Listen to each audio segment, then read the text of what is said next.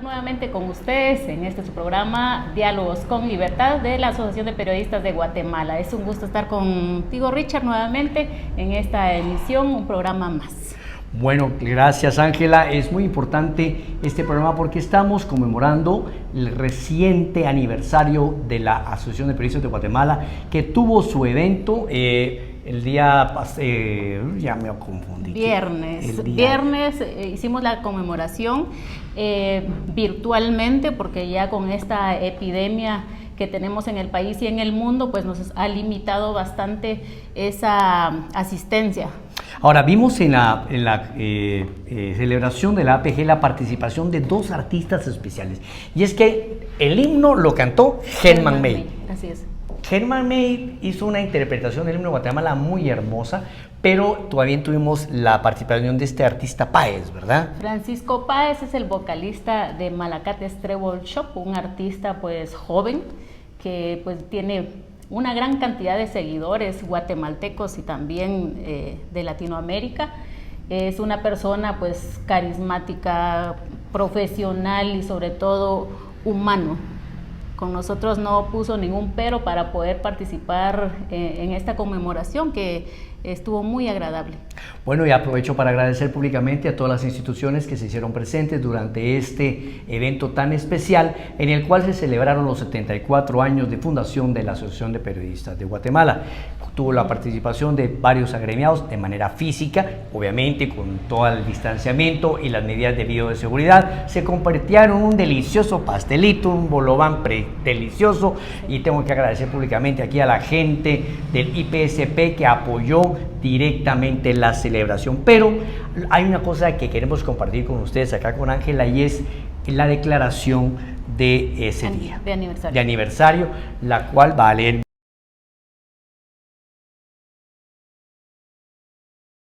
Yo lo tengo por acá y le voy a dar lectura. Bueno, se le dio lectura, vamos a utilizarlo aquí.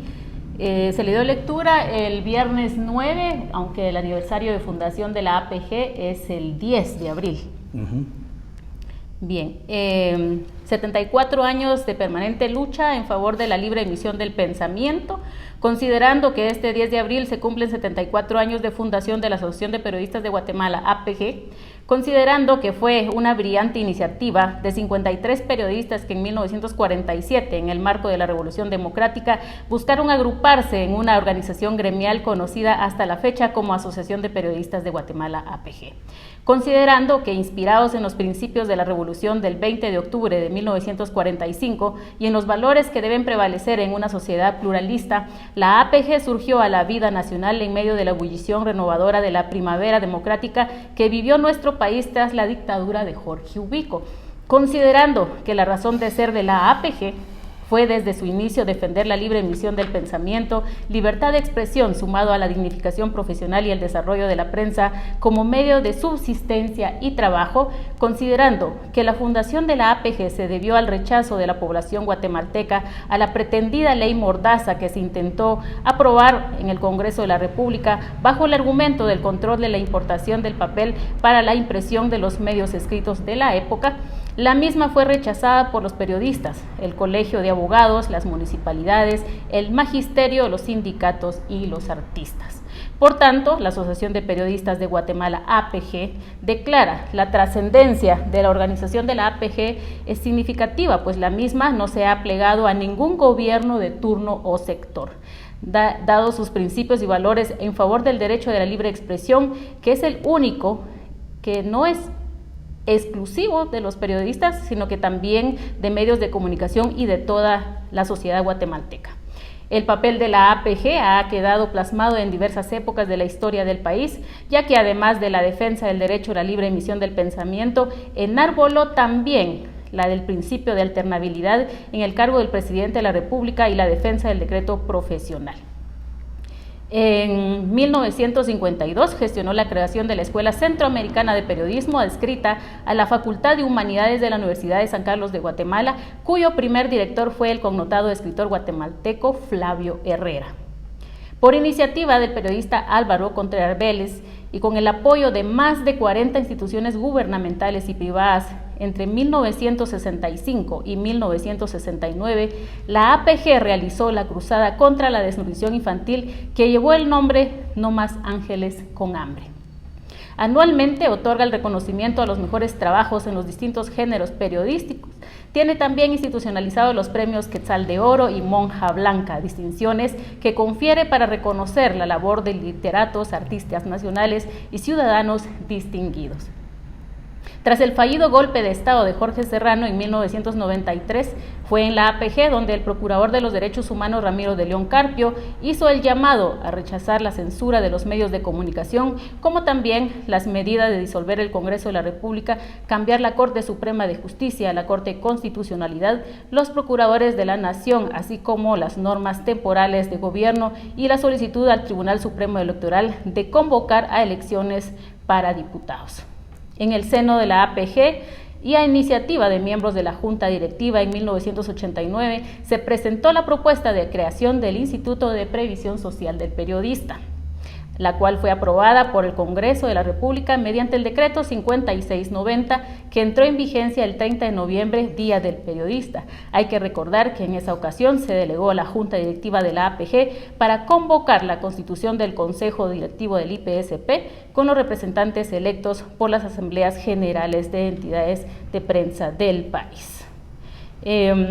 Considera oportuno hacer un llamado a la unidad gremial y a la necesidad de cerrar filas ante los nuevos tiempos en que la crisis económica generada por la pandemia del COVID-19 y todas sus restricciones sociales y sanitarias afecta considerablemente a los medios de comunicación y la estabilidad laboral de muchos periodistas en todo el país. Ante ello, es vital la creación de un programa de revitalización de los medios que garantice el derecho a libre emisión a la información y al de la sociedad guatemalteca a estar bien informada dentro de un estado de bienestar.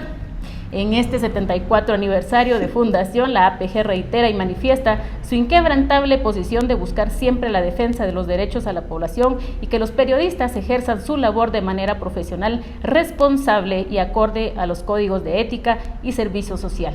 Reitera su mandato de estar vigilante a la violación de los derechos humanos y contra la corrupción, así como estar presta a participar en un diálogo constructivo y propositivo en aras de lograr una Guatemala diferente y con oportunidades para todos. Esta fue la declaratoria de los 74 años de fundación de nuestra Casa de Prensa.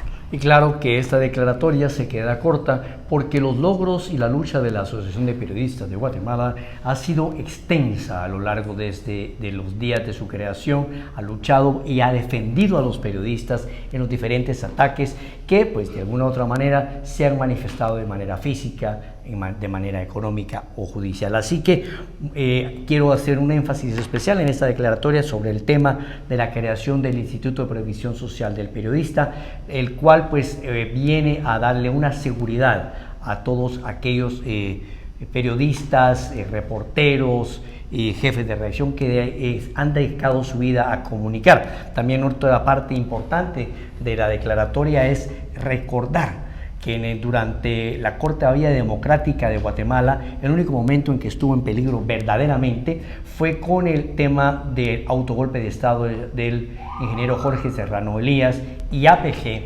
fue la sede que recibió en ese momento a Ramiro de León Carpio, y desde aquí, desde la sede de la APG, se hace un llamado para evitar la censura. Así que ha sido una lucha larga, continua y fructífera sobre esto, y sobre estos temas y otros vamos a hablar hoy en el programa de APG. Nuestra primera invitada es la licenciada Evelyn Blanc.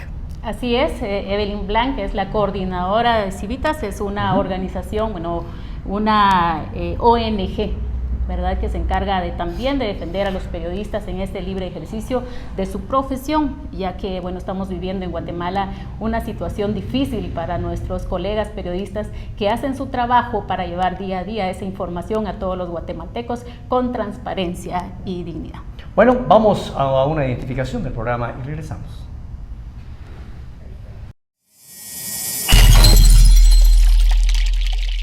Bienvenidos amigos a una edición más de su programa Diálogos con Libertad. Soy Richard Shaw y le estoy dando la más cordial bienvenida a todos los televidentes radioescuchas que nos ven a través de las redes sociales y la multiplataforma de APG, y especialmente a los radioescuchas de Radio Universidad que nos sintonizan todos los días martes a las 7:30 de la mañana. Bueno, estamos hablando de periodismo y de academia, y hoy me acompaña una persona muy especial. Quiero leer un poco acerca de lo que ha sido. Se trata de la licenciada Evelyn Blanc Espina, quien es una periodista guatemalteca egresada como técnica de la Universidad Francisco Marroquín, que ha trabajado en medios de comunicación impresos, televisivos, y se ha desempeñado también como columnista de prensa en varios medios. Es cofundadora de la Asociación Doces y cofundadora de la revista Sala de Redacción y de los observatorios de Red Andi América Latina y Observatorio en Red de América Latina. También es cofundadora del Centro Civitas, que trabajan por la defensa de la libertad de prensa, y su proyecto más reciente, desarrollado en alianza con otras organizaciones, es la Red Rompe el Miedo Guatemala. La Asociación Centro Civitas, para que ustedes tengan una idea, surge en el 2008 como una misión de trabajar por la observancia de los derechos humanos vinculados con la comunicación. Bueno, Evelyn Blanc va a ser nuestra invitada del día de hoy, así que vamos a entrarle de lleno a la entrevista. Gracias, amigos radioescuchas, por mantener la sintonía. Le damos la bienvenida a esta Sala de Diálogos con Libertad a Evelyn Blanc. Evelyn, gracias por acompañarnos. Usted es una persona que ha bregado mucho por la defensa de los derechos de la libertad de expresión. Cuéntenos cuáles han sido los momentos más difíciles para la comunicación en Guatemala desde su punto de vista.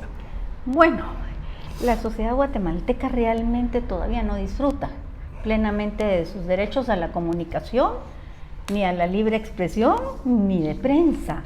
Entonces no podemos hablar de un momento duro, Richard, sino de una historia que ha sido muy de lucha, muy de ganar los espacios, y donde todavía esos derechos no los disfruta el pleno de la población guatemalteca. Tenemos grandes sectores excluidos de sus derechos a la comunicación, a la prensa, a la libre expresión. Y este es, por ejemplo, uno de los problemas que se hace evidente cuando hablamos de las famosas radios comunitarias. Bueno, yo veo que su lucha empieza, y yo recuerdo muy bien a sus momentos de lucha periodística en Crónica que en sus días enfrentó de una manera seria el tema de la persecución política. Sí. Y porque hay que ser claros, ¿verdad?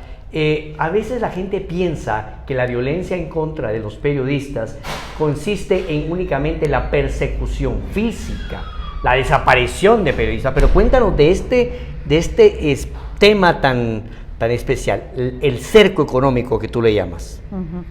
Bueno, todavía se sigue produciendo, todavía es una forma en que los gobiernos, las distintas administraciones de gobierno han manipulado a los medios de prensa, cuando, por ejemplo, sin ir muy lejos, la pauta gubernamental se destina más a unos medios que a otros, o se castiga a unos medios quitándoles la pauta gubernamental.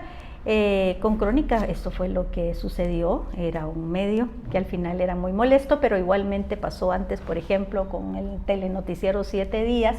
O sea, es un comportamiento de gobiernos antidemocráticos que usan esta forma ya para cerrar los medios que les son molestos o para manipularlos a su conveniencia. Pero cuando hablamos de cerco económico, también podemos pensar que hay cerco económico creado por la misma iniciativa privada, en la cual, por medio de pactos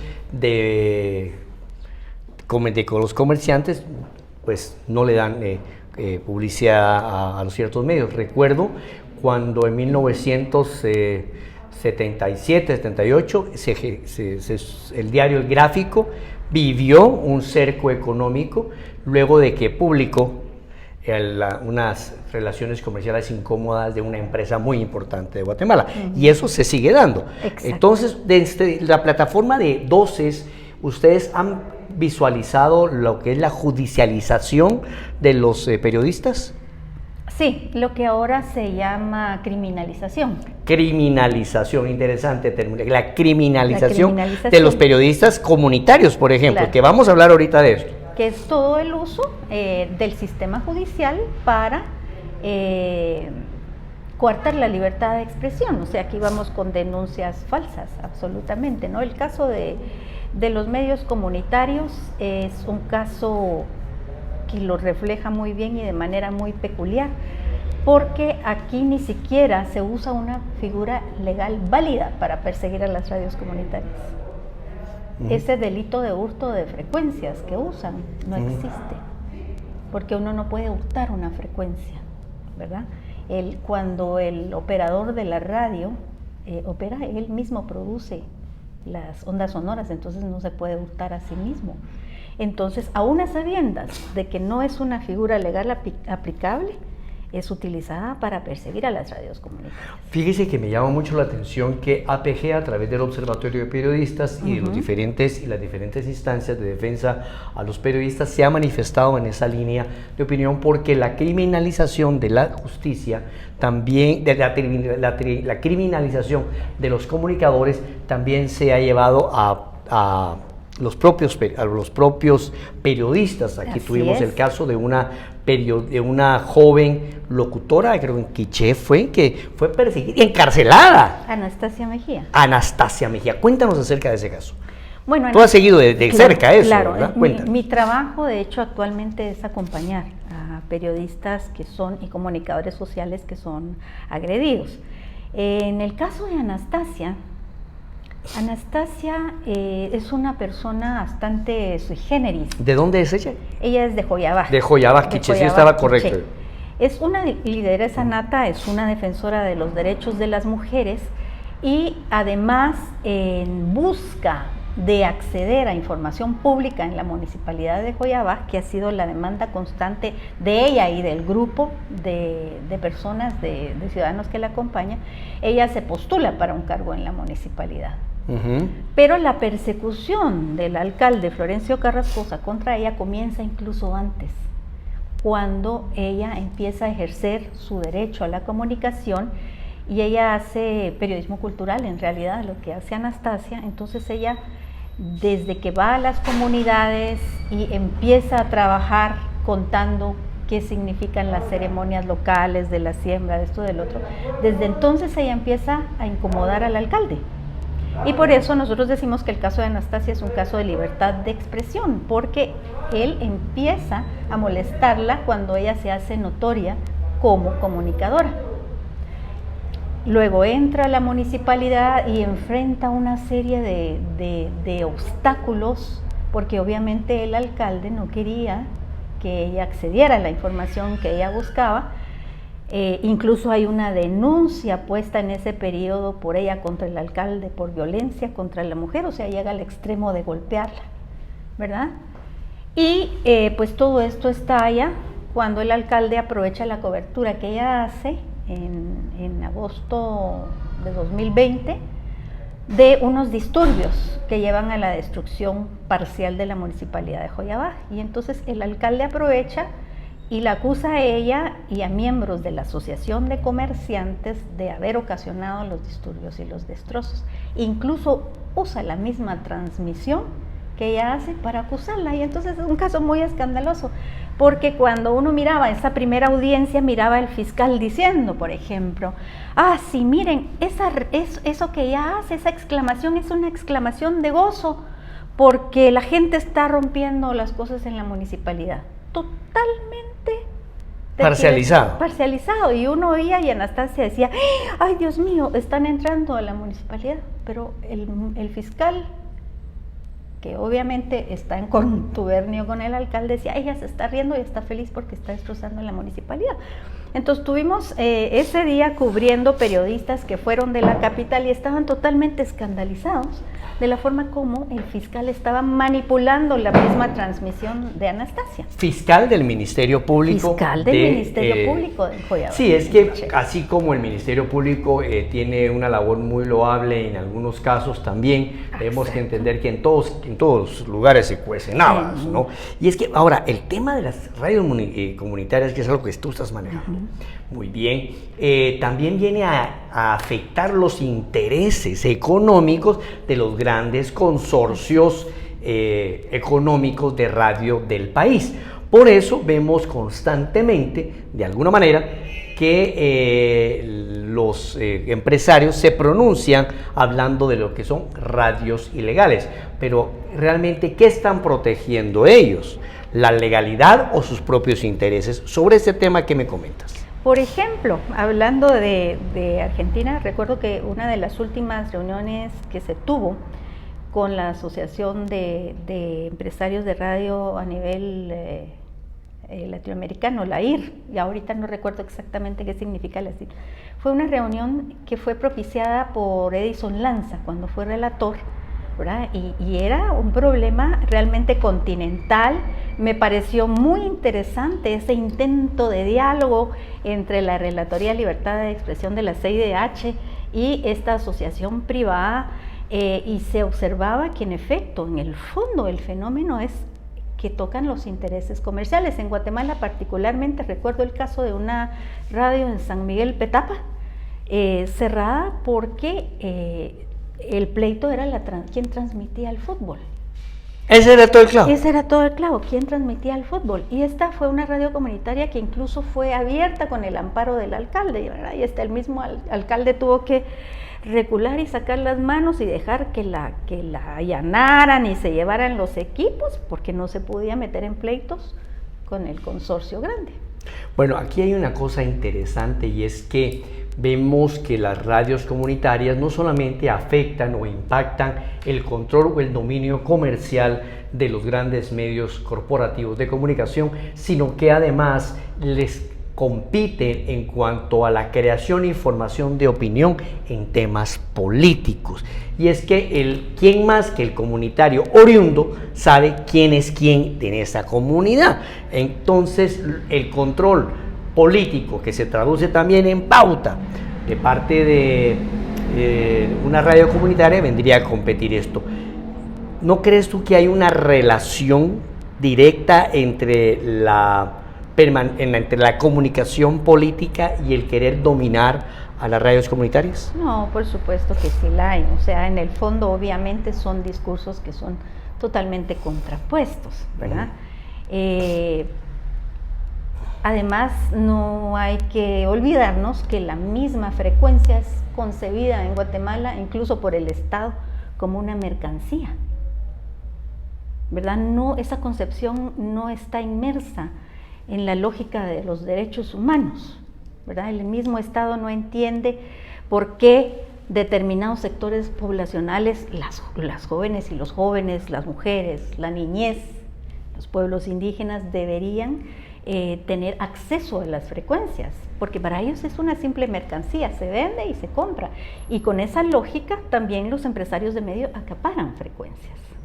Sí, hay una concentración de frecuencias que viene a enfrentarse a lo estipulado en el artículo 130 de la Constitución, que nos habla acerca de la necesidad de una ley de competencias, que en el tema de la comunicación también es válido y necesario. Así como hay una concentración de poder en los medios de producción, así también hay una concentración de poder en la concentración de los medios de comunicación. Por eso es que, con todo respeto para los colegas que trabajan en los consorcios de la televisión abierta, pero eso es una afrenta a toda lógica, pues. Y a toda lógica, ¿por qué? Porque así bien dijo aquel famoso diputado Taracena, ¿no? Está el ángel de la democracia y que controla de una manera indirecta, pues, en la inclusión de noticias favorables o desfavorables en contra de X o Y candidato. Porque, seamos claros, que un anuncio, no se necesita sacar un anuncio formal de un candidato o de un funcionario, también se puede hablar bien o dejar de hablar mal. Sobre este tema de las radios comunitarias, del monopolio de los medios de comunicación, Doces, ¿qué ha propuesto? Bueno, cuando yo desde 2008 estoy en el Centro Civitas. Antes de 2008 sí, trabajamos en Centro Civitas también. Con Gustavo, pero en Civitas también. Sí, es que yo te explico esto porque yo tengo algunos textos de Doces donde tengo fijo este análisis sobre el tema de la comunicación. En Civitas también lo hemos trabajado. Y lo que sucede con el fenómeno de la concentración de la propiedad de los medios es que ha ido mutando. Mutando. Claro, porque antes eran, digamos, fenómenos muy locales donde grandes familias concentraban a nivel local. A nivel local. Luego es cuando ya entra, por ejemplo, las empresas como las telefónicas, que ya se internacionaliza el fenómeno, ¿verdad? Aunque en Guatemala, digamos, el fenómeno había sido bastante estable en el sentido de que el monopolio de facto de la familia de Ángel González había permanecido. Al parecer eso se está rompiendo, ¿verdad? Después de las aparentemente. Aparentemente, después de las telefónicas, por ejemplo, surge el problema de la concentración ya a nivel universal, que es cuando los gigantes digitales entran a jugar en los terrenos locales y entonces comienzan a comprar medios, el caso de Amazon y el Washington Post, ¿verdad? Que ya son los gigantes digitales los que empiezan, o sea, el fenómeno ha ido creciendo por capas de local a internacional a universal e impacta localmente en los países. Aquí había sido, como digo, bastante estable con el caso de Ángel González. ¿Y las otras familias de radio? Y las otras familias de radio, pero ahora sí es cierto, porque todavía tenemos que averiguar bien cómo se produjo ese negocio que Televisa compra las acciones de González y las empresas. Hay que observar cómo se va a proyectar. No, pero hay una situación, jurídicamente eso no es posible porque bueno, claro que ponen a cualquier persona ahí. Bueno, vamos a ir a una identificación del programa y regresamos.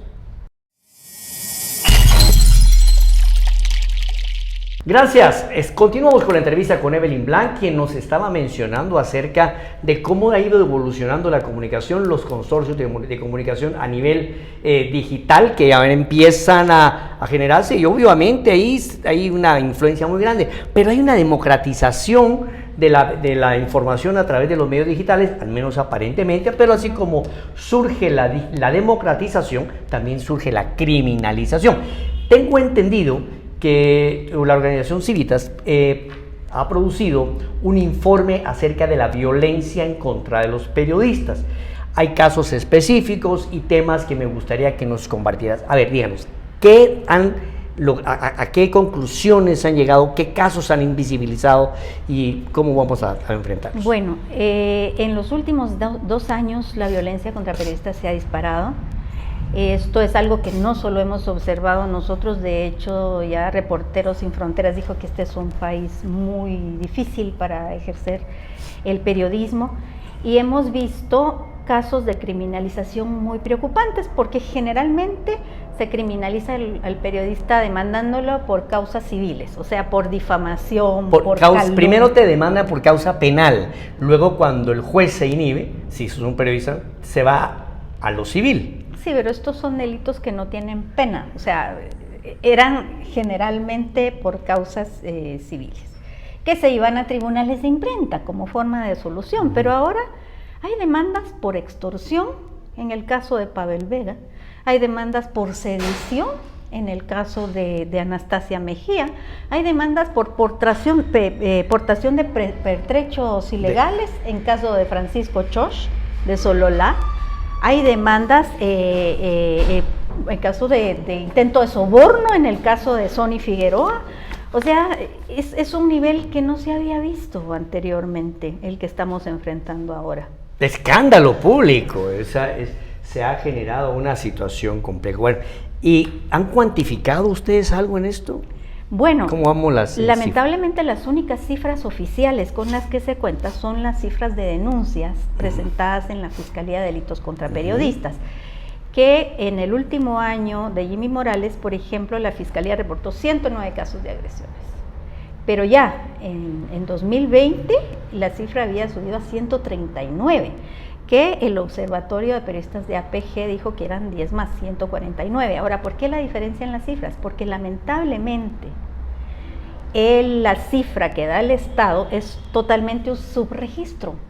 No se registran las agresiones que no se denuncian, y que son muchas, porque cuando uno comienza a platicar con los colegas, descubre que no quiere denunciar porque no confía en el sistema de justicia. Pero vea usted lo que me ha contado de la niña de Joyabá, pues. Claro. Encontrarse en un ministerio público, y volvemos a repetir que felicitamos la labor de algunos fiscales que están luchando en contra de la corrupción, pero también lamentamos que exista un sesgo y favoritismo en algunos casos, como en el de Quiché, ¿verdad? Así es. Entonces estamos hablando de cifras que se han elevado, y de violencia que viene desde los niveles más altos del Estado, desde el mismo presidente rociando a los periodistas como que son cucarachas o bacterias, ¿verdad? Es un discurso violento también. Y desde el mismo presidente hablando mal de los periodistas, de los funcionarios que niegan el acceso a la información porque no hacen conferencias de prensa. O la retardan maliciosamente, o la entregan incompleta, lo cual también es una falta. Claro, y entonces cuando analizamos comparativamente los últimos 3 gobiernos, también nos damos cuenta que si bien parece que este gobierno subió de tono, Jimmy Morales, Otto Pérez y este presidente han hecho prácticamente lo mismo. Net centers para atacar a periodistas, discurso descalificador desde la presidencia, seguimiento de periodistas, denuncias contra periodistas, criminalización. O sea, ha sido un comportamiento constante, porque si tú le preguntas a muchos periodistas que cubren o han cubierto el Ejecutivo en estos 3 gobiernos, te dicen, bueno, Pérez Molina no era tan mala onda, pero al final y al cabo han hecho exactamente lo mismo. Entonces estamos hablando de un continuum de poderes abusivos y antidemocráticos que han atacado a la prensa. Sí, yo creo que la digitalización de la información y este brinco a la era digital ha generado un cambio positivo en algunas cosas, pero también negativo, porque ha brindado acceso a ese tipo de situaciones de descalificación hacia los periodistas, como los net centers. Yo pues creo y defiendo fervientemente el derecho de cada ser humano de expresarse, ¿no? Pero claro que dentro de la expresión existe cierto grado de responsabilidad. Y ahora quisiera que habláramos de esto, de la violencia indirecta, del tema de los fake news, de la descalificación, no solo hacia periodistas, sino que también hacia los mismos funcionarios, pues, porque la comunicación se convierte en una herramienta de distorsión de la información. Bueno, aquí hay que decir que hay unas acciones que son interesadas y otras acciones que son culturales, porque todo el mundo se queja de la violencia en las redes, ¿verdad? ¡Qué violencia, por Dios santo! Es que no puede uno opinar. Ya no hay debate, solo ataque. Debate. Ahora, ¿cuándo en esta sociedad ha habido debate? No. Entonces, si esta es una sociedad que no ha aprendido a dialogar y a hacer debate de calidad, y que lo único que hace es descalificar para poner un punto de vista, ¿qué podíamos esperar? Cuando le dimos micrófono a toda la masa. Claro, cuando la gente toma su derecho de hablar, se encuentra con que de pronto no tiene argumentos, o los tiene pero no los puede racionalizar, no los puede exponer. Y eso tiene que ver incluso con la calidad educativa. Con la calidad cultural de cada país. ¿Verdad? Entonces, por eso, en gran medida, las redes son un espacio de continuación de la violencia. Esta es una sociedad violenta. Y por el otro lado, pues siempre van a estar los políticos aprovechando cualquier espacio, ya sea en los medios impresos, en la televisión y ahora en las redes sociales. En efecto, la digitalización de los medios, la existencia de las redes sociales, de la Internet, ha supuesto un gran paso, un enorme paso para la humanidad y para el país, y la esperanza es que vamos a ir creciendo juntos en el debate, pero también ha generado en el tema de la prensa un gran problema, y es el quiebre del modelo económico de los medios, para el cual todavía no hay solución. Entonces, ¿qué es lo que está sucediendo? Vemos que los periódicos están desfalleciendo, vemos a una prensa libre esquelética, ¿verdad? Muchos medios han desaparecido, y vemos que en efecto están obligadamente migrando al espacio digital, pero el que no está financiado, lamentablemente, es el periodismo de investigación. Entonces ahí tenemos a gente como Sony, como Marvin, como Haroldo Sánchez en Factor 4, como la agencia Ocote, que están haciendo muy buen periodismo, ojo con mi pisto, pero tienen que andar así, sí, pidiendo plata pero constantemente. ahí es otra situación, porque el financiamiento que se le ofrece a esos periodistas investigativos también va de la mano de cierto compromiso, porque si hay que recordar, por ejemplo, si una institución o organización no gubernamental internacional apoya un proyecto de investigación, pero resulta que dentro de la agenda política de esa ONG internacional, ¿verdad?, está, por ejemplo, una visión pro vida o pro aborto, el periodista, como en un medio de comunicación, no le va a morder la mano a quien le da de comer, ¿verdad? Claro. Entonces siempre hay una dependencia. Yo siento de que las redes sociales sí le ofrecen una independencia a las personas, a la comunidad, pero yo te quiero preguntar como periodista de guerra porque vienes de las épocas de la violencia. Tú viviste el cierre económico de Crónica, el bloqueo económico de Gráfico, la muerte de Jorge Carpio, la muerte de Chilolo Zarco, ¿sí o no? Sí, sí. De Chilolo Zarco, de Prensa Ilustre. Tú viviste todo eso. El periodismo es válido, la expresión es válida. ¿Cuál es tu opinión acerca de estos perfiles sin nombre y apellido? ¿Eso también es libertad de prensa? ¿Eso también es libertad de expresión? ¿O eso es...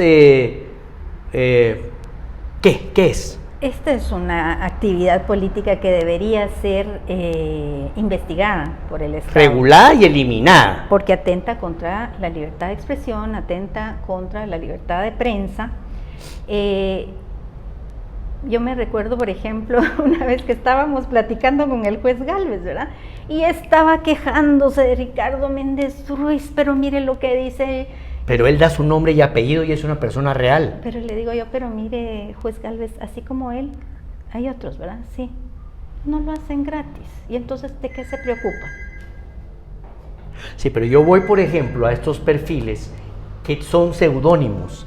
Yo me recuerdo que todo lo que tú escribías, lo escribías con nombre y apellido.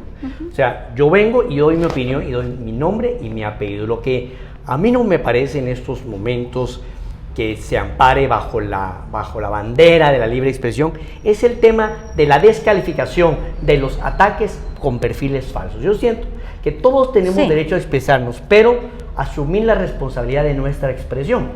¿Por qué? Porque si no, ya no somos ciudadanos ejerciendo nuestro derecho, sino que herramientas de guerra al servicio de un interés falso. Y ahí, por ejemplo, hay un gran campo de impunidad, porque si uno llega con estos casos a la Fiscalía de Delitos contra Periodistas, le dicen a uno, no podemos investigar porque no tenemos el acuerdo. La tecnología. No tenemos el acuerdo con Facebook, y entonces Facebook no nos da información porque necesitamos que el Estado haga un acuerdo internacional, y no podemos investigar porque Guatemala no se ha adherido al Tratado de Budapest, y etcétera, etcétera.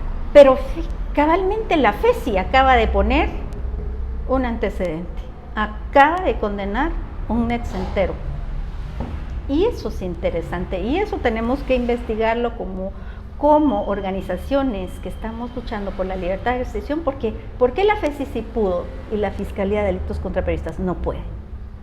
No, y es un elemento que va a permitir que se vaya filtrando la opinión indiscriminada de perfiles falsos al servicio de los poderes fácticos. Bueno, Evelyn, ha sido una entrevista interesantísima. Yo quiero agradecerte en nombre de Diálogos con Periodistas, de nuestra colega Ana Julieta Cárdenas, que hoy nos acompaña, que nos está viendo allá en producción, porque ella fue la que te invitó.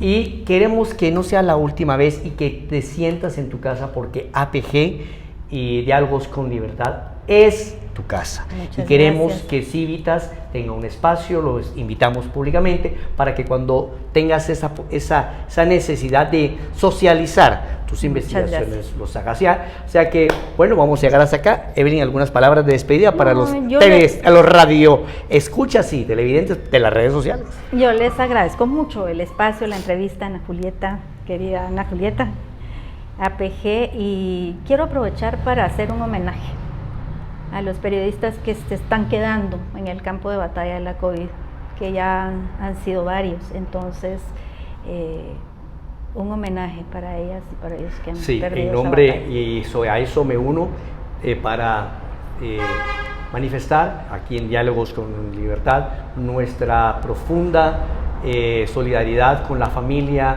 de los periodistas que han caído por el COVID, a Manfredo Castellanos, José Antonio Castro y el periodista de TV Azteca, Fritzly Macario, a quien tuve la oportunidad de tener en mis aulas. Colega de Suchitepec. Una persona otros colegas, así que, bueno. 3 de Chiquimula. 3 de Chiquimula que han muerto por COVID, o sea que sí. Esta situación del COVID no discrimina ni profesión, ni color, credo o posición social.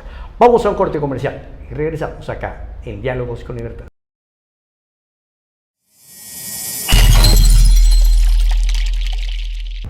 Interesante el tema que ha tocado la licenciada Evelyn Blanc de la Fundación Civitas, con el tema de la violencia contra periodistas, la evolución en la era digital, en fin, algo muy importante. Pero tenemos otra entrevistada de lujo acá en el programa Diálogos con Libertad. ¿A quién vamos a entrevistar? Bueno, hoy tenemos una entrevista con Verania López. Ella es licenciada en Ciencias de la Comunicación, y Julieta Cárdenas será quien la entreviste. Hoy tratará un tema importante, es la comunicación estratégica enfocado al manejo de crisis. Ahora estamos viviendo pues varias etapas en las que nosotros pues tenemos que estar como comunicadores bien atentos para poder atender estas emergencias, como por ejemplo ahora la pandemia, que es lo que tenemos, la emergencia que tenemos con lo del volcán Pacaya, que ya se está calmando. A más de 500 viviendas ha afectado en comunidades del Patrocinio y San Vicente, y esto, bueno, ya llevamos 2 semanas comentándolo, y en este tipo de acciones en el caso de instituciones públicas, pues los comunicadores tienen que estar atentos, como también en la iniciativa privada, que siempre hay un comunicador. También hemos estado abordando la academia en tiempos de pandemia, y es importante trasladar esa información a jóvenes estudiantes de las universidades, y eso es precisamente el papel de APG, poder facilitar esa información. Verania es catedrática de Ciencias de la Comunicación en una de las universidades privadas de Guatemala. Así que vamos con Verania López y la comunicación institucional en tiempo de crisis.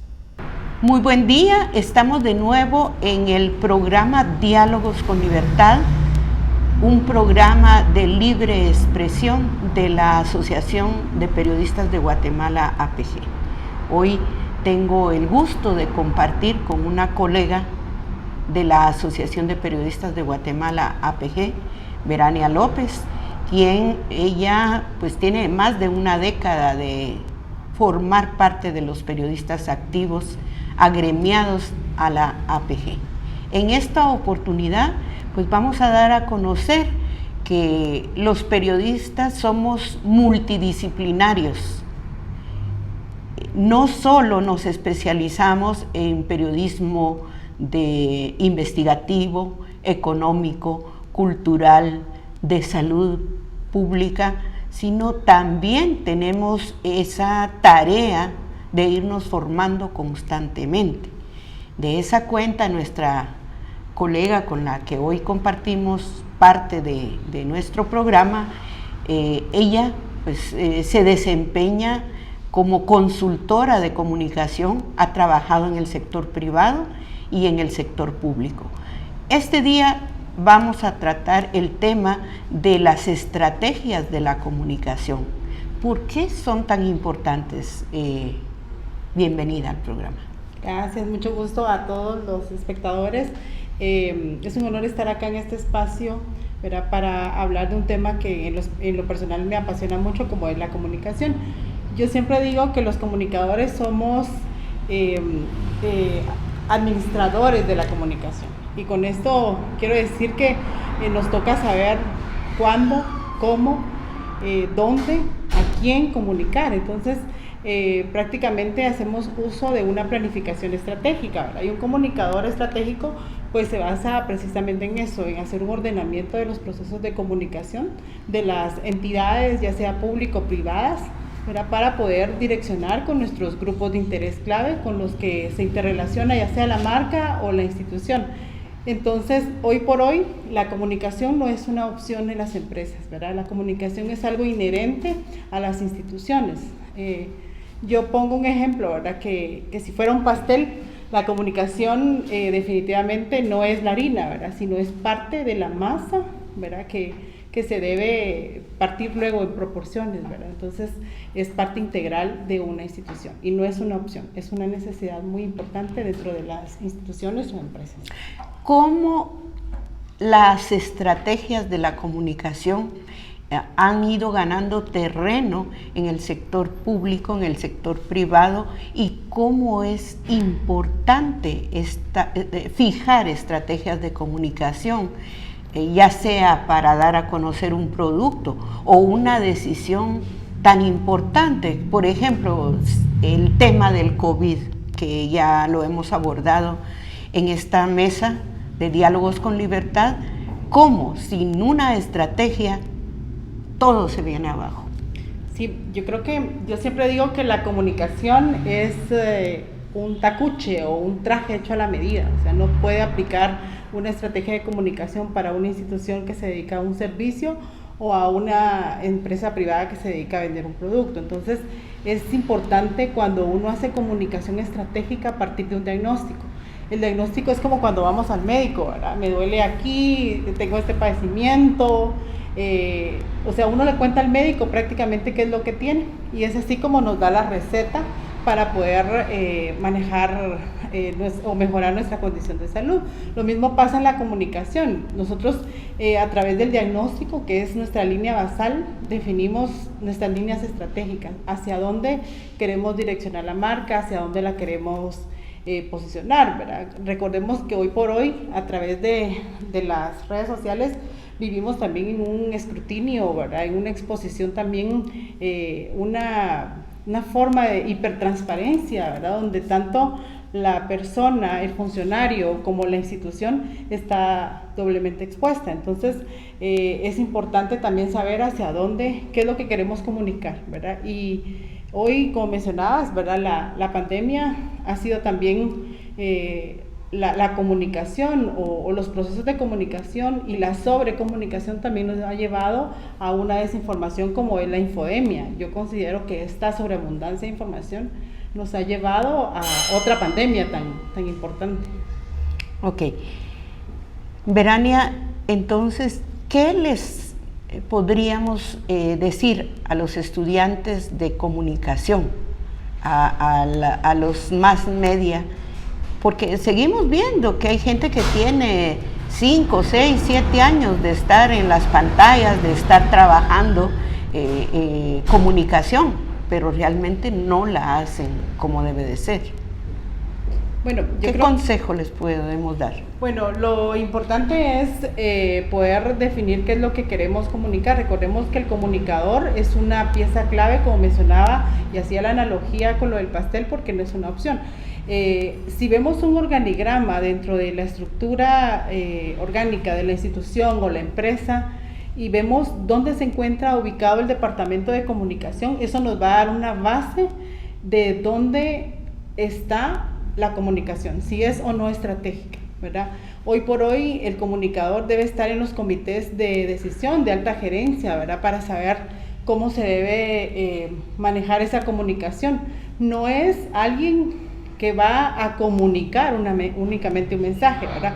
Si no estamos en el comité de gerencia, prácticamente nos vamos a convertir en un emisario. Llevo el mensaje que otros han hecho, ¿verdad? Pero si estamos dentro de la comunicación es parte de la columna vertebral de una institución, ¿verdad? Porque vamos a ver, mencionaba el organigrama, porque si estamos dentro del comité de gerencia, vamos a tomar y participar en esa toma de decisiones, porque la comunicación está en todo, ¿verdad? Si una institución, por ejemplo, no está comunicando lo que hace, no existe, ¿verdad? Da imagen a esa percepción, y recordemos que imagen es igual a percepción. Entonces es muy importante que el comunicador sea parte integral de la toma de decisiones y pueda asesorar también a los directivos para poder interrelacionarse con los grupos de interés. Bueno, pues muchísimas gracias por tu compartir. Bueno, interesante el tema de la comunicación estratégica, de cómo se tiene que enfrentar la crisis de comunicación y cómo una crisis de comunicación puede ayudar o hundir a un funcionario público, a una institución, ¿verdad? E incluso a una empresa. La comunicación estratégica es como la luz. La gente cuando no la tiene, entonces voltea a ver para todos lados, pero hay que estar siempre pendiente con protocolos de emergencia para prevenir cualquier crisis de comunicación. Fíjate, Ángela, que estamos generando expectativas dentro de la academia y de los colegas periodistas. ¿Cuál es tu visión, por ejemplo, ahora del tema de las redes sociales? Como para terminar, quiero escuchar tu opinión con el tema de que escuchamos, que hablamos en la entrevista con Evelyn Blanc, de las redes sociales y de los perfiles sin nombres. ¿Crees tú que eso también se enmarca dentro de la comunicación, de libertad de expresión? Bueno, siempre lo he dicho, la libre emisión de pensamiento debe ser también con responsabilidad. Creo que el papel de los periodistas en el país y en todo el mundo, tenemos esa carga, digamos, que lo que decimos tiene que estar fundamentado, y también tenemos que estar listos para estar atentos con la información y veracidad de la misma. Entonces creo que sí es importante ponerle atención. Ahora las redes sociales pues ha sido un medio importante en esta era de crisis, y creo que ha surgido una evolución importante y bastante rápida también, Richard, porque muchos medios de comunicación han surgido desde que ahora las redes sociales pues es un medio importante para trasladar conocimiento e información. Bueno, yo pues en lo personal, como lo comentábamos con Evelyn, creo que las redes sociales deben de ser usadas como instrumentos de comunicación y libertad de comunicación de una forma alternativa que le permiten la expresión a todos los ciudadanos, pero con responsabilidad y pues no desde una plataforma anónima. Porque acusar sin el sustento, acusar, difamar o de alguna manera utilizar las redes sociales pero al servicio de fuentes o de los poderes fácticos no es justo. Yo considero, Ángela, y esta es una opinión personal, que la emisión del pensamiento conlleva una gran responsabilidad. Por eso respetamos y apoyamos a aquellos periodistas que con formación y responsabilidad emiten su criterio, dan la información, pero que también dan la cara. Y vamos a seguir con esta información importante para comunicadores, estudiantes y periodistas. La próxima semana tendremos una sorpresa, porque estamos dando en nuestro programa Diálogos con Libertad espacios a todo el mundo. Bueno, muchas gracias. Hasta aquí, Diálogos con Libertad. Soy Richard Shaw y Ángela Fernández. Nos vemos la próxima semana aquí en Radio Universidad y en las redes sociales.